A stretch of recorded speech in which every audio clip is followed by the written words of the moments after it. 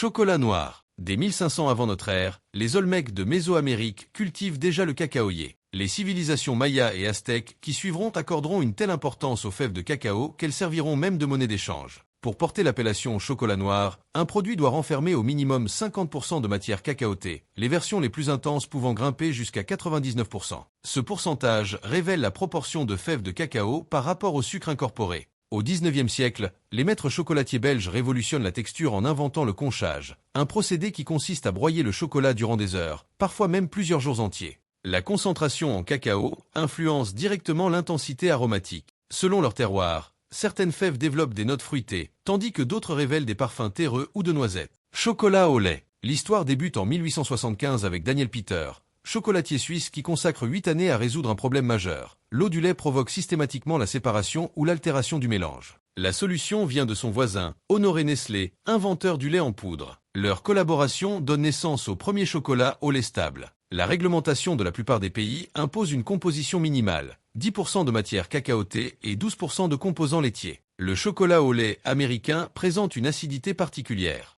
Hershey's employait à l'origine du lait partiellement lipolisé, technique permettant sa conservation avant l'ère de la réfrigération généralisée. Cette saveur caractéristique a tellement séduit les consommateurs américains qu'elle définit désormais leur référence en matière de chocolat. Chocolat blanc. Sur le plan technique, le chocolat blanc ne mérite pas vraiment cette appellation puisqu'il est dépourvu de toute matière cacaotée solide. Sa composition se limite au beurre de cacao, au sucre et au lait. C'est Nestlé qui le commercialise pour la première fois en 1930 avec la barre Galac sur le marché européen. Les puristes refusèrent longtemps de le reconnaître comme du chocolat. Il faudra attendre 2004 pour que la FDA le valide officiellement dans cette catégorie. Les standards imposent au minimum 20% de beurre de cacao et 14% d'éléments laitiers. Sa manipulation pose de sérieux défis. Le beurre de cacao fond à température corporelle, compliquant considérablement le moulage et le façonnage. Certains chocolatiers le perçoivent davantage comme un support que comme une saveur à part entière, l'utilisant pour véhiculer d'autres ingrédients, vanille, matcha ou fruits lyophilisés.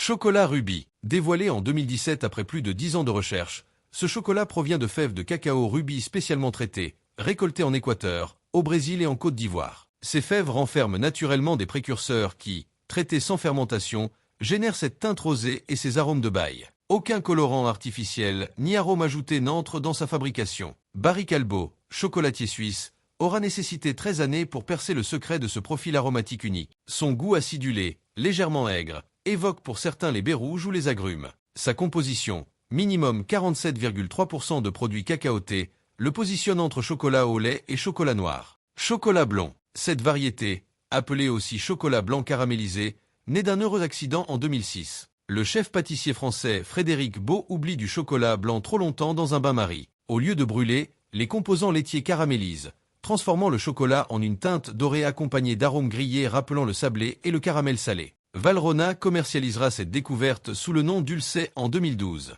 C'est la réaction de Maillard, identique au processus qui fait dorer la viande ou griller le pain, qui transforme protéines et sucre du lait durant des heures de chauffage délicat autour de 120 degrés Celsius. Le résultat, un croisement entre chocolat blanc et caramel au beurre, doté d'une profondeur absente du chocolat blanc classique. Chocolat de Modica. Cette spécialité granuleuse et rustique vient de Modica, en Sicile. Sa recette traverse les siècles pratiquement inchangée depuis le XVIe siècle, époque où les Espagnols la rapportent du monde aztèque. Contrairement au chocolat contemporain, celui de Modica n'est jamais conché ni affiné. Résultat, les cristaux de sucre conservent leur intégrité, créant cette texture sableuse si particulière. Le traitement du cacao s'effectue à basse température, jamais au-delà de 40 degrés Celsius, préservant ainsi l'aspect cristallin et croquant des sucres. Les parfums traditionnels, cannelle, vanille, piment, respectent la recette aztèque originelle. Les tablettes s'émiettent plutôt que de fondre, et croquer dedans évoque davantage la pierre aromatisée qu'une texture crémeuse. Chocolat d'origine unique. À l'inverse des chocolats assemblés issus de fèves de multiples provenances,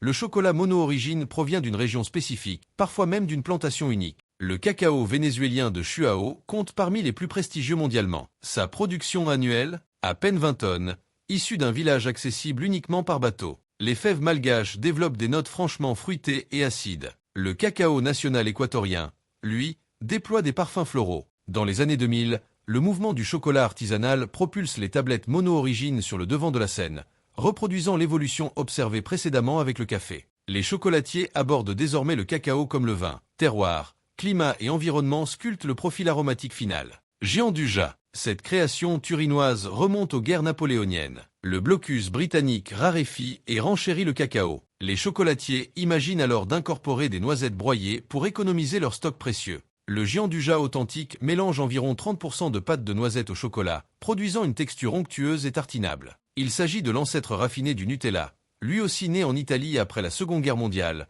nouvelle période de pénurie cacaotée. Le véritable Gianduja emploie les noisettes du Piémont, dont la saveur délicate et peu amère surpasse les autres variétés. Le mélange est travaillé jusqu'à obtenir une texture soyeuse parfaite. Chocolat cru. Le chocolat cru s'élabore à partir de fèves non torréfiées, maintenues sous 42 degrés Celsius tout au long de la transformation pour préserver enzymes et antioxydants. Le mouvement de l'alimentation crue le popularise dans les années 2000, mettant en avant les bénéfices santé du cacao non transformé. La chocolaterie traditionnelle torréfie les fèves entre 120 et 140 degrés Celsius pour développer les arômes et éliminer les bactéries. Les versions crues présentent donc une amertume et une astringence bien plus marquées, dépourvues des saveurs rondes et développées du chocolat torréfié. Certains fabricants utilisent le pressage à froid ou la fermentation à basse température pour créer des arômes sans recourir à la chaleur. La texture tend également vers plus de granularité, les températures réduites compliquant le broyage en pâte lisse. Chocolat à boire. Bien avant de se solidifier en tablette, le chocolat se consommait liquide. Maya et Aztèques le dégustaient froid et amer,